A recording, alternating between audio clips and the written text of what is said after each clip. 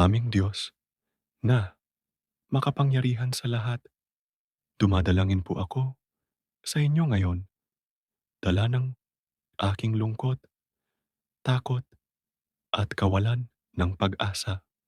Alam ko po na hindi ninyo ako pababayaan kahit ang pakiramdam ko ay nag-iisa ako sa laban ng buhay na ito. Ama, palakasin po ninyo ang aking kalooban. Nais ko po na maramdaman ang iyong presensya. Bigyan mo po ako ng kapayapaan at kahinahunan. Baguhin po ninyo ang aking puso mula sa takot tungo sa lubusang pagtitiwala na may maganda po kayong plano sa aking buhay. Pumasok po kayo sa aking puso at isip. Bigyan ng kalinawan sa lahat ng bagay. Ituon mo po ang aking isip sa mga bagay na maganda at kapuri-puri.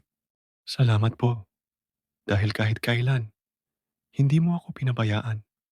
Ito po ang aking dalangin sa ngalan ni Jesus, aking prinsipe, ang kabutihan.